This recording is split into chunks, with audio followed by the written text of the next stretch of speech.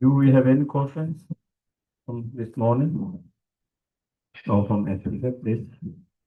Just curious about the long practice in the work with the request for prayers to the various leaders and the longer. Should we be doing that too if we want to? Yes. Probably maybe next session we'll see if we can do that. Yeah.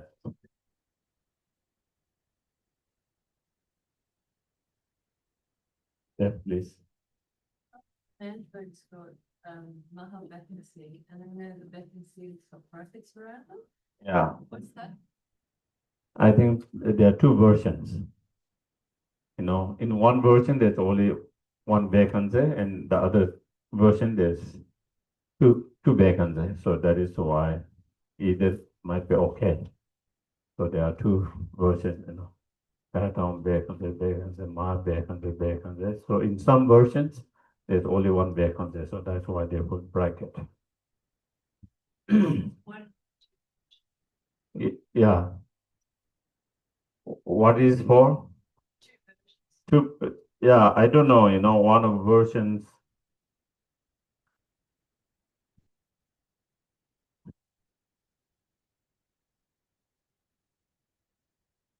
Sometimes it could be mistake when they print, when they copy. Sometimes it could be different. I don't know. Teachers have different tradition lineage. That could be also slightly different. So, but I cannot say for sure why it had two versions, why it became two versions. Yeah, sometimes also translations, you know, like uh, there are certain older translation, newer translation in some of the prayers, and there you find slightly different. Not a huge difference, but subtle slightly different as well. So I don't know whether it's something to do with that or some other thing. For sure is that there's two versions, but I don't know how it became two versions. Yeah. Any other questions? Yes, please. From online. Uh-huh. Is illness that runs in families karmic conditioning? Yeah. Yeah, in family where there is like genetic like that, you know. In those cases, the karmic condition more stronger, you know. Yeah. As we discussed, Tibetan medicine, they talk about three type of illness, and so that was one of the second type of the illness, where they talk more karmic illness sometimes described as a karmic illness, even though karmic condition involved in all kind of illness, but there is more involvement of that and stronger involvement in that. So sometimes they call karmic illness, you know. Whereas some illness, you know, we develop those illness due to present conditions, environment, and so forth, you know. And of course, there's karma in karmic condition involved, but also due to also the image conditions, you know, more of that as well. And yeah, so sometimes the term they use, sometimes they use karmic illness. Yeah. Any others? Yes, please. Yes. Which Buddha family does Medicine Buddha belong to?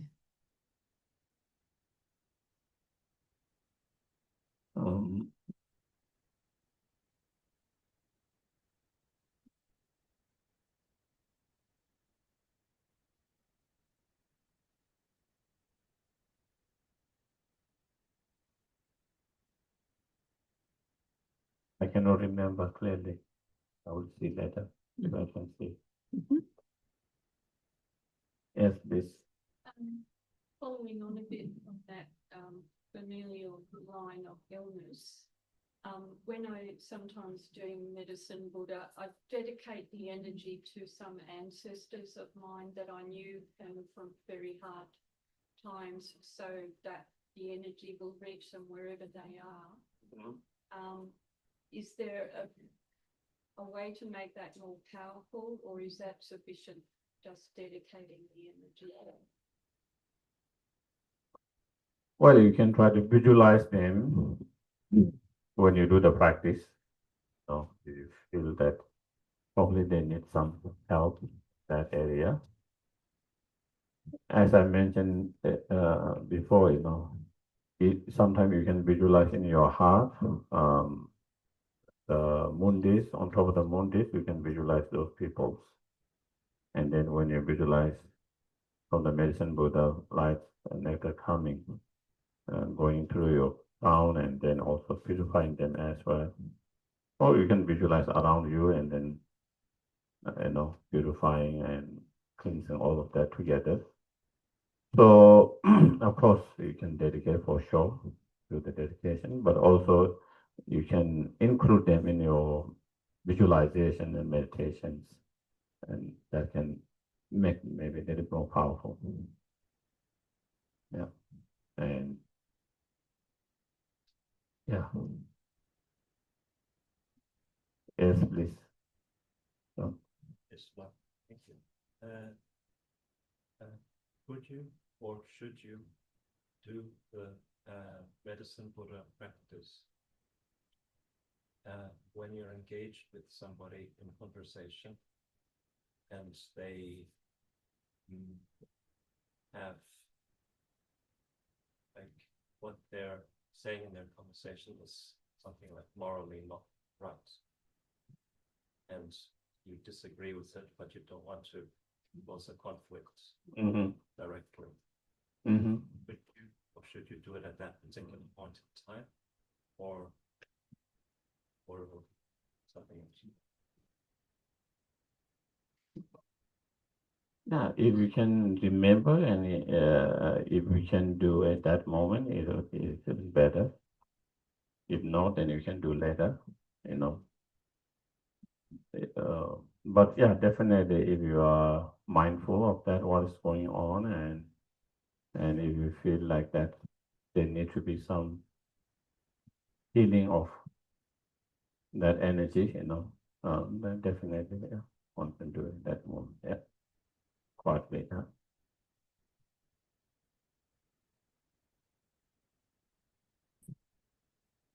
Yes, please. It's from online again. Yesterday we discussed the mantra followed by blowing. What does the blowing mean and what does it do? Yesterday, I don't think we follow by blowing, but I did mention about that. Sometimes some practitioners, teachers, they do, you recite the mantras and then you blow to water and visualize, sending all these healing energies that you created through the medicine Buddha's mantras, and you blow, you visualize, sometimes you visualize like sometimes whether it's a medicine Buddha medicine or whether it's the water or sometimes whether it's the rice that we use for certain ceremony or whether like mustard seed also sometimes we use for other things.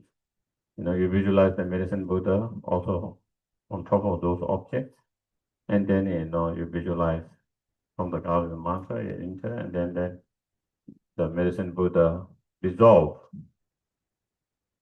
into the light, and light dissolve into whatever objects. The medicine Buddha becoming the medicine Buddha becoming the water, medicine Buddha becoming the whatever object. And then while you do that kind of visualization, then after having recited the mantra, you blow that to that object. And then to use that object, such as to clear. We use the master says in certain ceremony to clear the black negative energies, to dispel the negative energies. And in terms of water, sometimes they use people who have illness to anoint, to drink, and like that. So that is how we try to blow. Yeah. That's all, Geshe. Okay.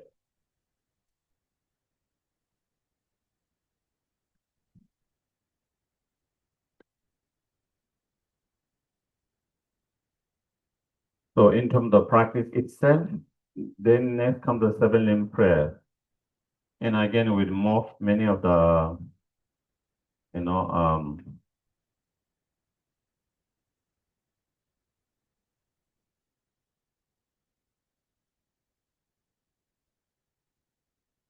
most of the sadhanas or practice, they have seven limb practice.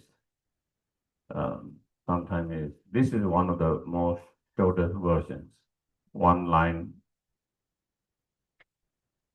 to each of them. Sometimes there is one verses to each of them. Sometimes there are many verses to each of those seven limb practice, each of them.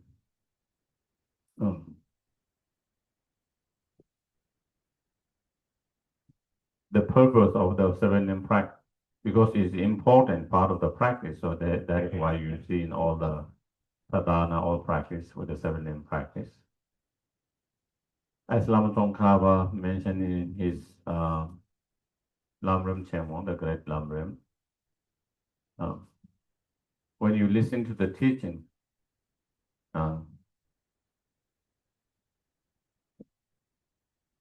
you are unable to,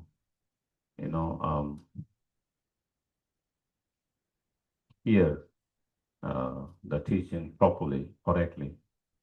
And even you are able to hear the teaching properly when you contemplate the meaning, not being able to understand the meaning of those words.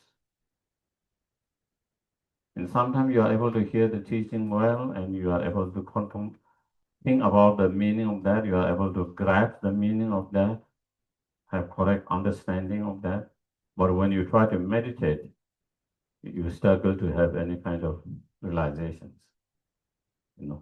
So there can be many different layers. Some people struggle even just to understand the term themselves and teaching themselves. Some people, they don't have their problem, but then they have struggle to have the understanding of meaning. Some people, they don't have problem with the understanding meaning, but when they try to meditate and contemplate, then they have struggles to have the correct realizations. Some have all of them, So when we are facing with such kind of situation, then he said, the best instructions is I rely on the holy objects, engage in the practice of purification, accumulation method. And that can change the energy. That can help to hear better, to understand better, to have the realizations. So, and Lama Tsongkhapa is giving that instructions, teaching with his own direct experience. He himself, even though he has studies and very well known master, reading many great,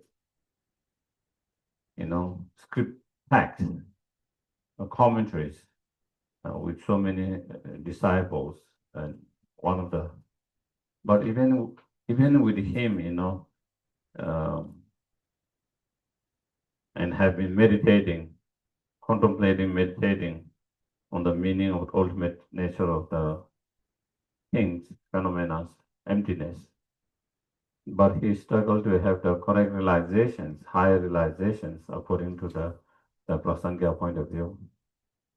And when he asked Manjushri, it is said Manjushri gave him some more when he asked what to do, and he gives some explanations. And Ramatong Awo couldn't get it. And he said, I didn't get it. And then Manjushri said, you will get it when time comes.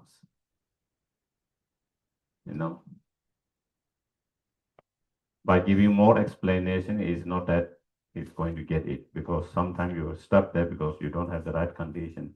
No matter how much explanation, clarity someone tried to give, still you're stuck there. Have we noticed that? So like that. And so he said, engage in the Guru Yoga by seeing the Guru and the deity inseparable. Engage in the Guru Yoga, engage in the purification, accumulation of merit, and continue to meditate, and you will get it. With that advice, then he took off, and took the time to engage in a practice that combined all of that: purification, accumulation of merit, Guru Yoga, continue to contemplate, meditate. And that's when he had, the realizations. He had many, many visions, during that time. And then not only visions, but seeing many different deities, teachers, earlier masters, vision. But not only that, then he started. In one of the visions, he saw, 5 masters discussing about emptiness. And then each of them dissolving into one. And then he said, he saw one little bit more dark face, and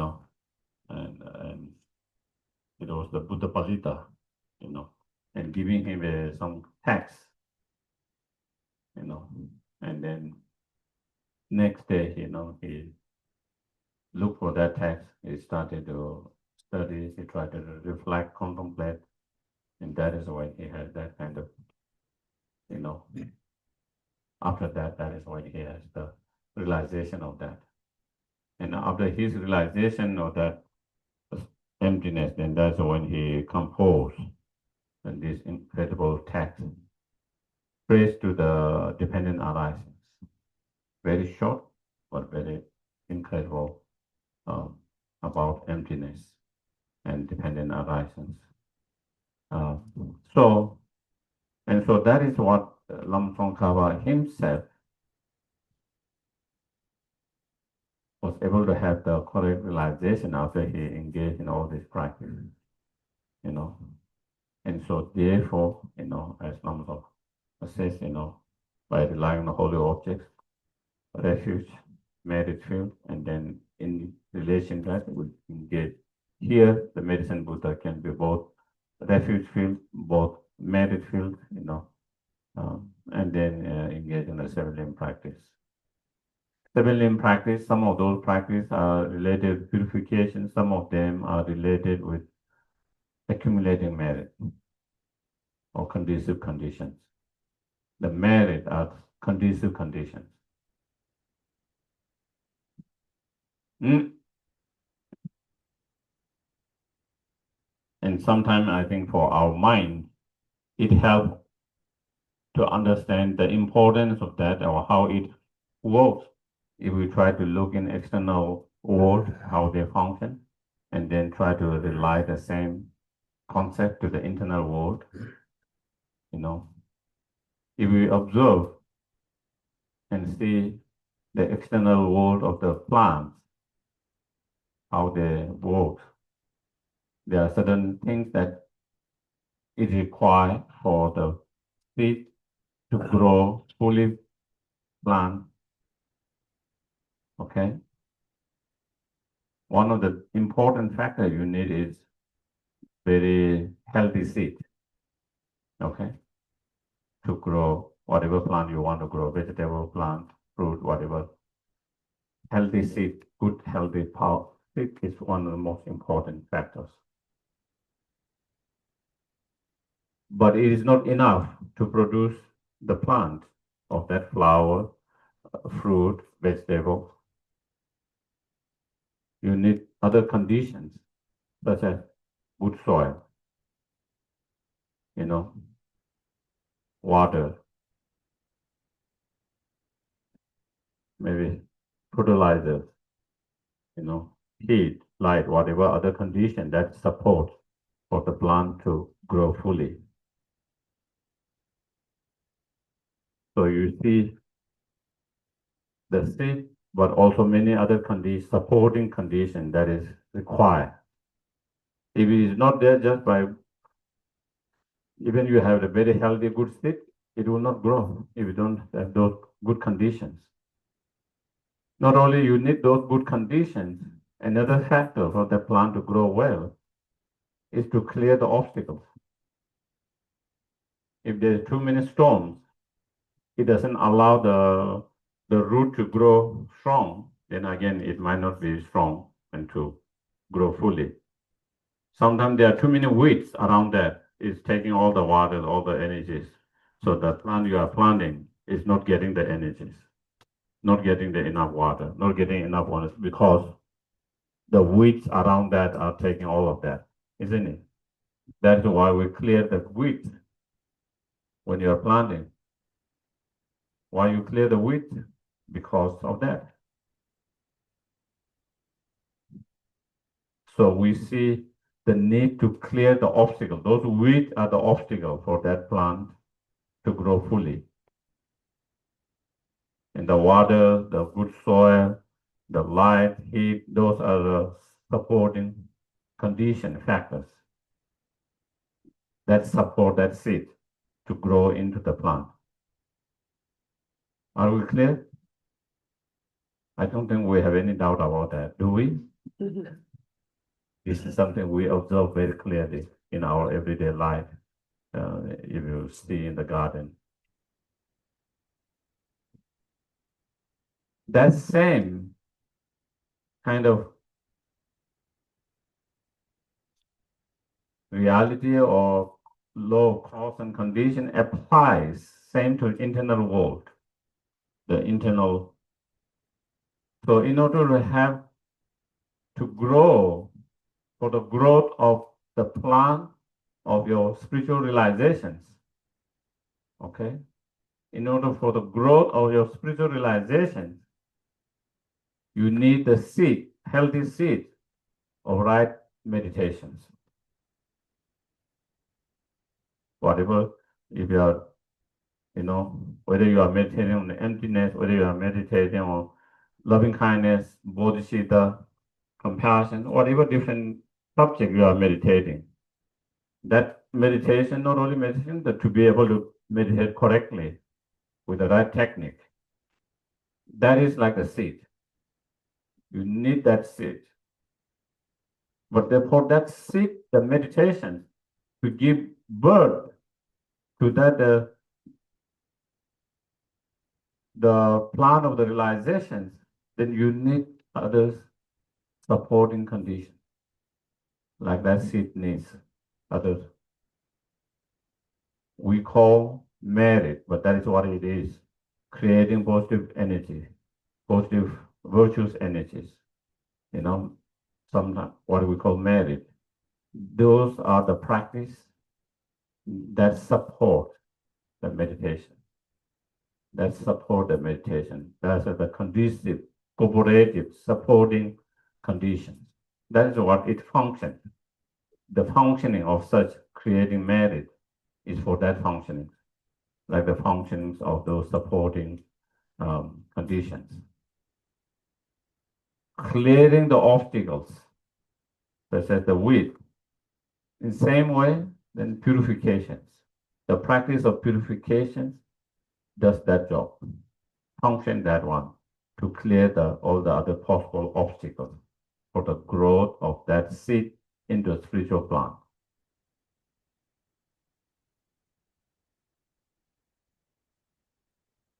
And when all these come together,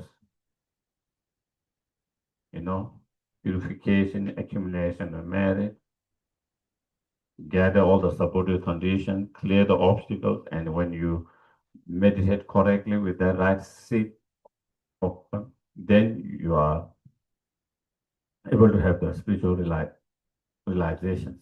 Otherwise, something is missing there.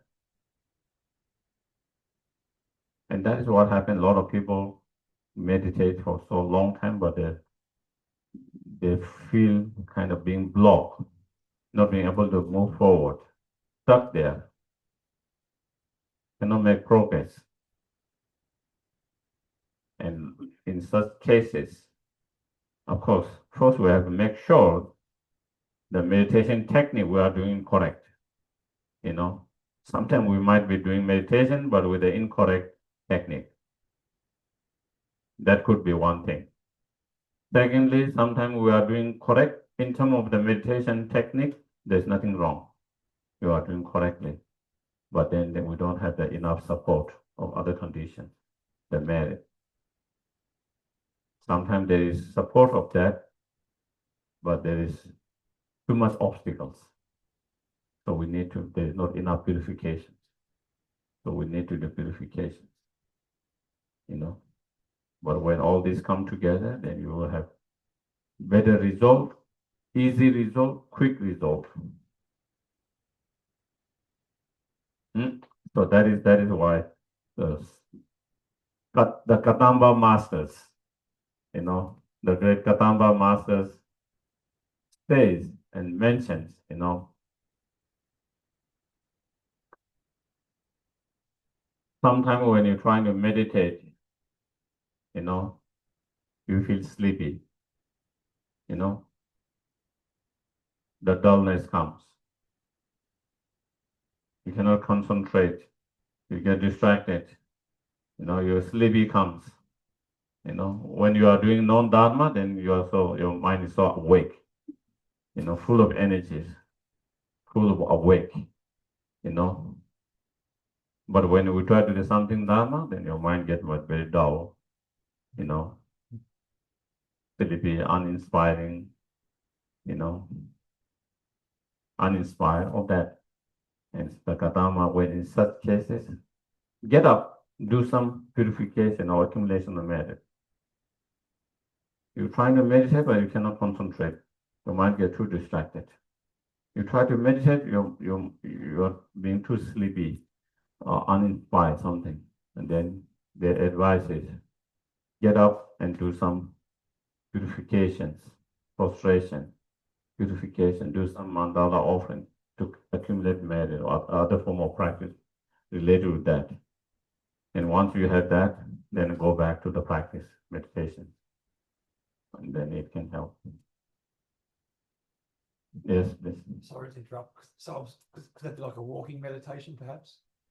Yeah, that can be also Yeah. helpful. That walking meditation definitely can be helpful in terms of waking up and not feeling sleepy, for sure. You know, walking, some physical movements, you know, some breeze, maybe splash with cold waters in your face. Those are things. But sometimes it's not only external, from also inside. Sometimes there is kind of confusion, dullness, unclarity, you know. And so in those cases, and then not only physical movement like that, but also we need to create sometimes there is not enough merit. That's why we're feeling that way.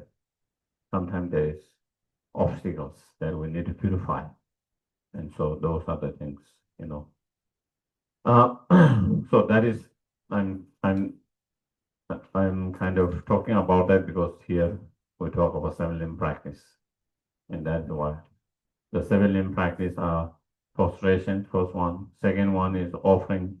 Third one is confession or purification. Fourth one is rejoicing. Fifth one is requesting to turn the wheel of Dharma. 7 is requesting to live until the samsara ends or until each and every sentient being is liberated. And that is 6 one. And 7 is dedication. Okay. Prostrations practice in relation to 35 Buddhas and others, you know, is a very powerful purification practice. You know, it also functions as accumulating merit as well, but function more purification, even though it has function in both of them, but more specifically the purifications,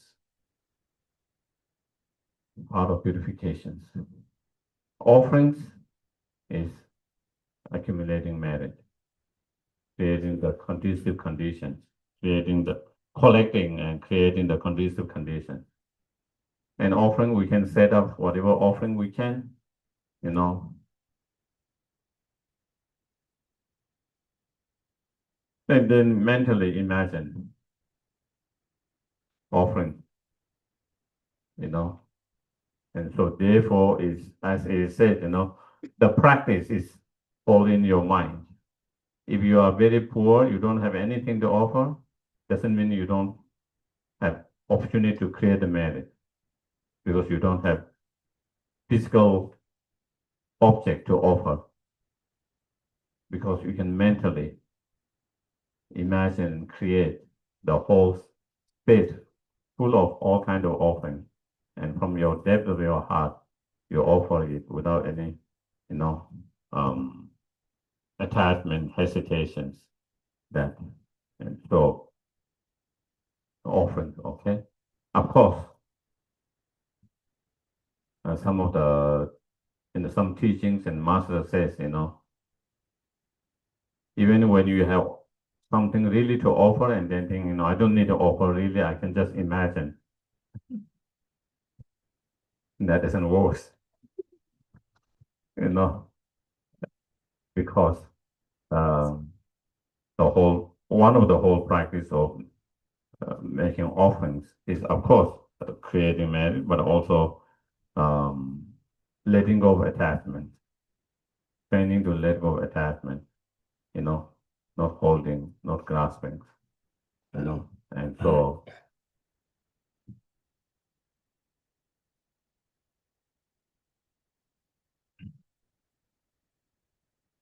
that is the offering. Third one is confessing, you know, and that is part of purification. Okay. And in order for that purification to work well, you know, then we recognize whatever unskillful action, you know, unwholesome action we might have created, and acknowledge, regret that, and then generate strong resolutions that we will try all our best not to create the same unwholesome actions again in the future, you know. And then as a part of purification, then we do whatever, engage in the virtues, whatever virtues we engage in, together with bodhicitta, refuge and bodhicitta, what we call four opponent powers. Together with the four opponent powers, then when you do the purification, then it says there's nothing, no matter how strong negative karma, there's nothing that cannot be purified if we do the purification correctly, sincerely, in the right way. Even someone like Milarepa, at the very beginning of his life, he killed a lot of animals and others. But because sincere purification and sincere practice, he was able to achieve, you know,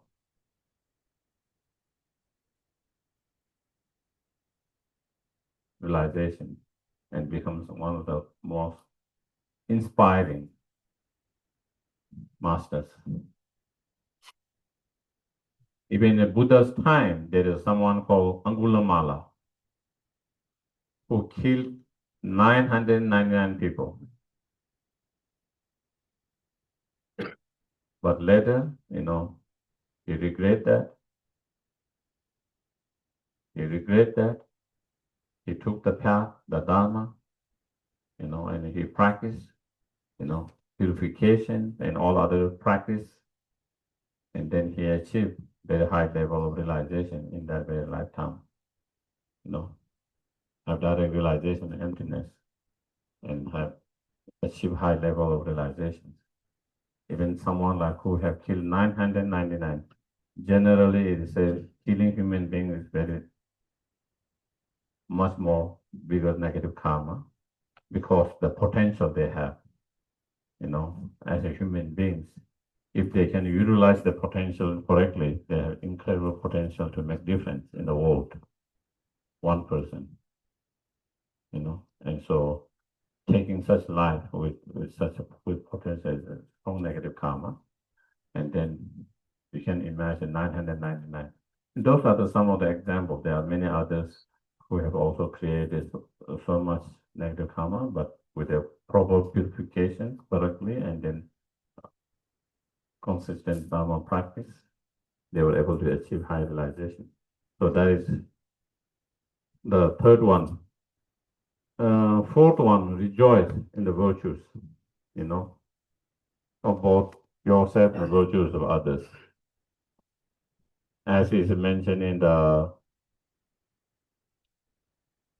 King of the Prayer, the 5 objects of rejoicings of others, rejoicing the virtues of the Buddhas, rejoicing the virtues of the Bodhisattvas, rejoicing the virtues of the Arhat, rejoicing the virtues of those who are on the path, and rejoicing the virtues of all ordinary beings. And rejoicing in your own virtues is again, as Lam Tsongkhapa says, rejoicing in the virtues of others is one of the most easy way to accumulate merit with a minimum effort, physical effort, talking about physical effort, with a minimum physical effort, way of creating maximum merit virtues. While you are sleeping, you can rejoice. Those who are studying, practicing. Maybe you might achieve enlightenment earlier than those who are practicing and you by sleeping.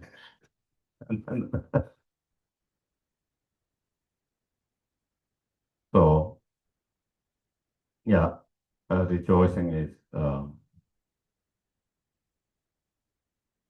there is a story of, at the Buddha's time,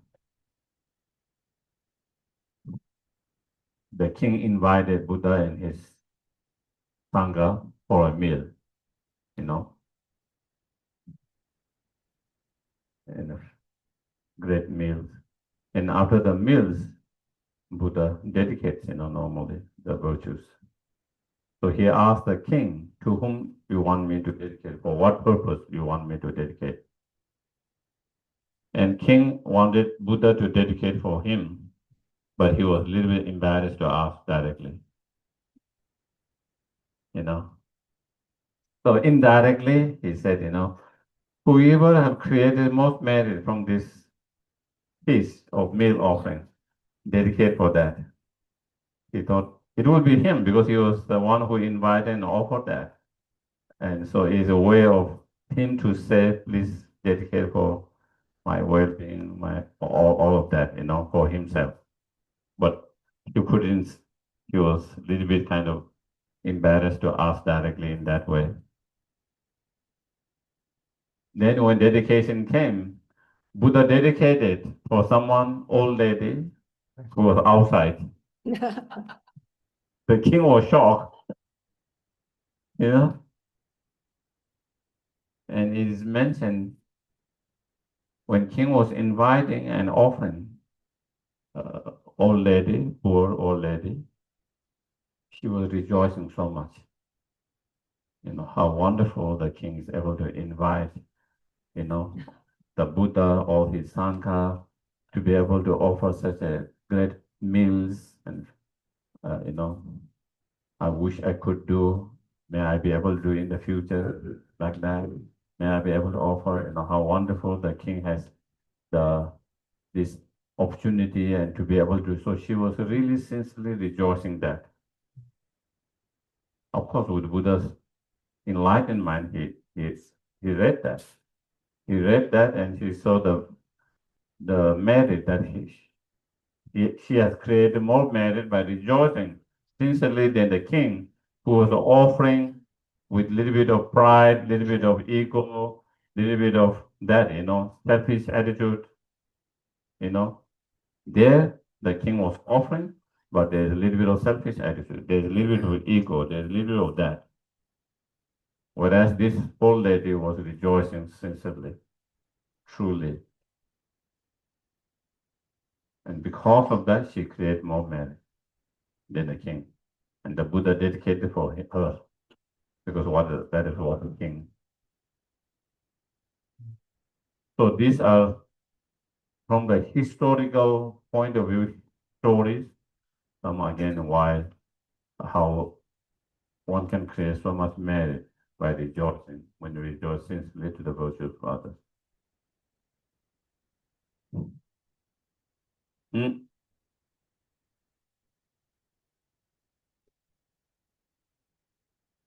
And next one is requesting to turn the wheel of Dharma, Again, Buddha will turn the wheel of Dharma whenever it is meaningful, beneficial, sentient beings are ready, whether you request or not, enlightened being know what is most beneficial, who is ripened, who is not ripened, when they should, when they shouldn't, If that is the case, then why do we make requests? Again, for us to create the merit,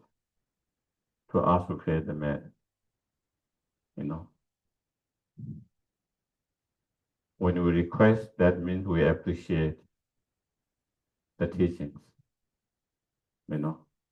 We see it as a meaningful, helpful, beneficial.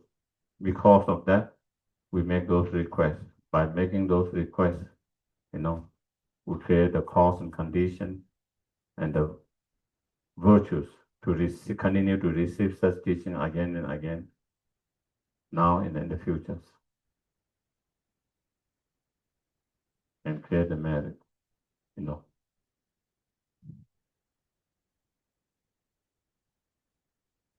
It is the same with the offering. It's not that the Buddhas need offerings. It's not that the Buddha are happy if you make offering and they are not happy if you don't make offerings. They don't need to rely on your offerings. But then why we make offerings? Is training our mind. To train our mind. It's all about training our mind.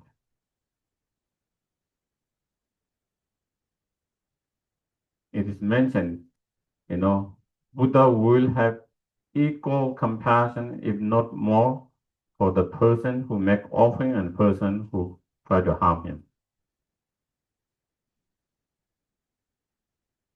There are two. One is making offering, the other is trying to harm him. But his compassion, his love is equal, if not more for the person who is trying to harm him, because they are creating negative karma. Whether someone praise the Buddha or whether someone criticize the Buddha, from his side, his love, compassion is equal. So then if that is the case, why we do the praise? We recite the praises, homage, making offering. Why is it? It's nothing to do with the Buddha himself. It's more of training our mind. It's to do training our mind. To train our mind, to create the virtues, to create the imprint and seeds. And so this is something we have to understand. Okay? If we don't understand that, then it seems like we are kind of worshipping something there. You hit the outside from externally, if you don't understand the meaning, it might feel like that. But it is more of training your mind. Yes, Lord. It's a question. Yeah. Amanda, go ahead. Geshe, Sherab, sometimes when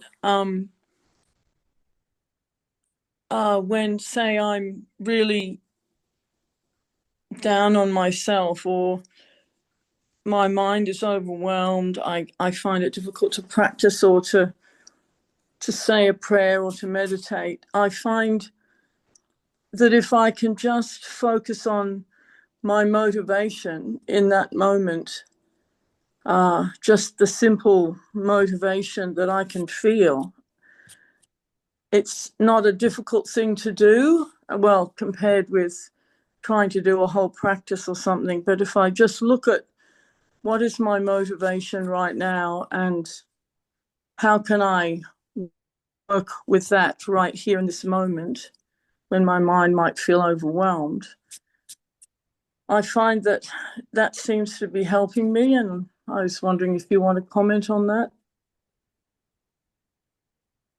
Yeah, I think the main thing is if is by engaging that motivations or remembering motivation is inspiring you, then that's good.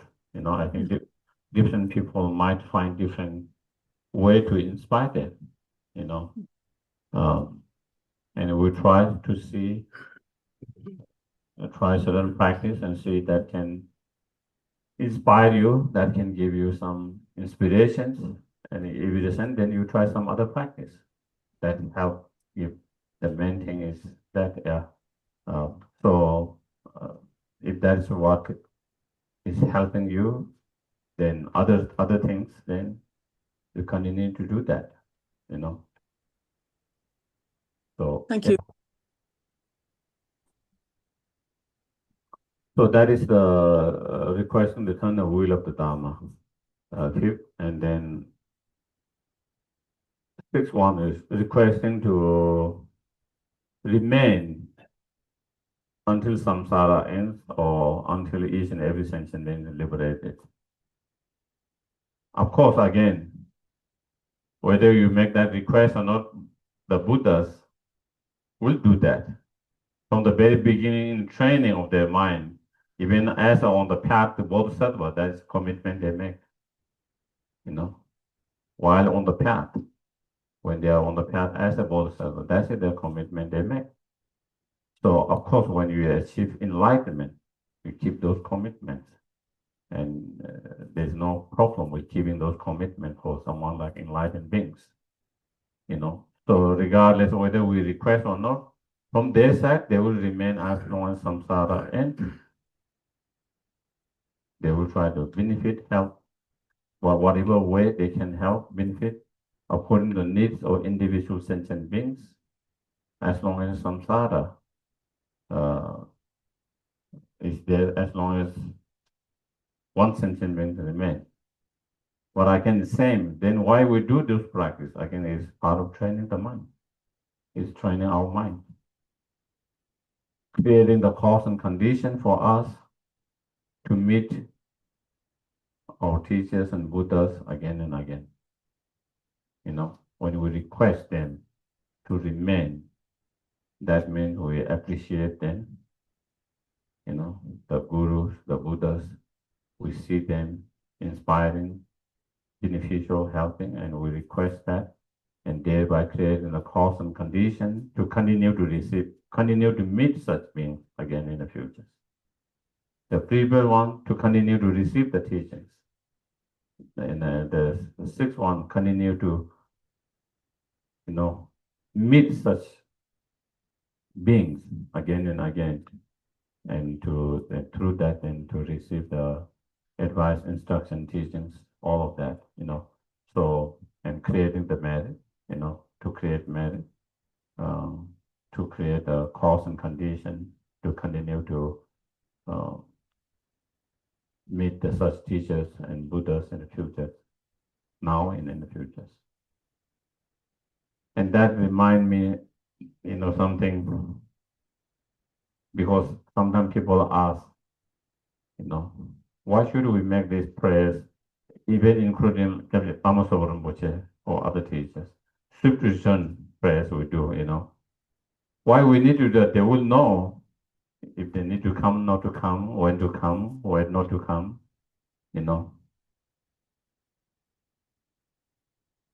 But again, for sure, they will know where to come, not come, where to come, when to come, all of that, as when you are fully enlightened or when you are highly realized bodhisattvas, they will make the decision what is most beneficial. And according to that. But for us to make such prayer is to create the karmic connections with them so that we can continue to meet them in the future all the time and continue to be guided in some way, another way. Sometimes maybe not as a spiritual monk, nuns, or spiritual teachers, sometimes in a different form, but still we are being kind of inspired, guided, and in some way, in that way, under their spiritual guidance in some way. So it's creating that karmic connection, it's creating the merit, it's creating the virtues. It's more to do with ourselves. It's not like pressuring them to do it, but by pressuring them, then they decide to come. Do you get it? Because we are reciting, even they decided not to come, or because we recite all the prayer, then we pressure them to come, and then they decide to come because everyone's pressuring them to come. So that is not how it works. They will see what is most beneficial for sentient beings, and they will decide upon that. If that is the case, why do we need to do this? And it's more to do with ourselves. More to do with ourselves, our mind, our creating the karmic connection, creating the virtues, creating the cause and condition. So that's why, so it's similar to this. And the 7 one dedications, and whatever virtues we create, we try to dedicate, to achieve enlightenment in order to be greater benefit to all sentient beings.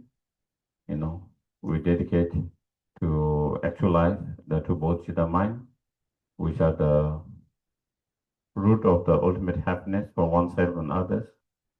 Those 2 bodhicitta mind, conventional and ultimate bodhicitta, are the ultimate cause of our own happiness and happiness of all other sentient beings. So therefore we dedicate to actualize and to increase and improve of those bodhicitta mind. Also there's also dedicating for the teaching to flourish, because Dharma is the root of happiness for sentient beings. When people practice the Dharma, then they are more happy, their mind is more peaceful, calm, and they are also able to help others. And practicing Dharma means transforming your mind. As the Katamba Master says, whatever you do, if you reduce one of those afflictive emotions, then it is Dharma. Whatever you are doing, whatever form of practice, meditation, if that practice, meditation, help you to reduce one of those afflictive emotions, then that is Dharma. Whether you give the title Dharma, nothing. But whatever you do, meditation, whatever form of practice you do, instead of reducing the afflictive emotion, if you increase the afflictive emotion, then it's not Dharma. The more you study, the more you meditate, the more your ego grows, the more you become,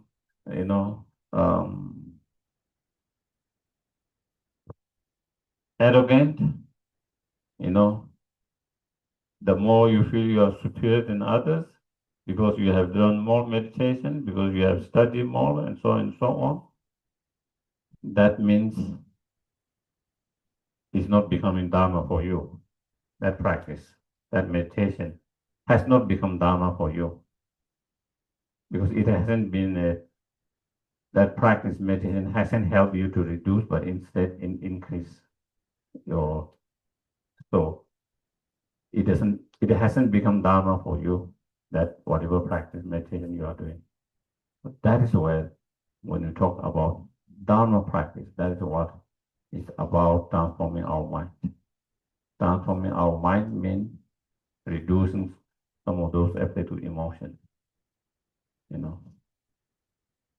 It doesn't mean we can reduce all of them altogether, but slowly, one of them. Someone who is very selfish before become little bit less. They still have selfish, but it's not fully selfish. Little bit less. That is a transformation, subtle transformation. We might still have attachment, but maybe we have less attachment than before. Before we have attachment to so many things. Now we do still have some attachment, but not like too many things like before we usually have. Or attachments is not as intense as it used to be.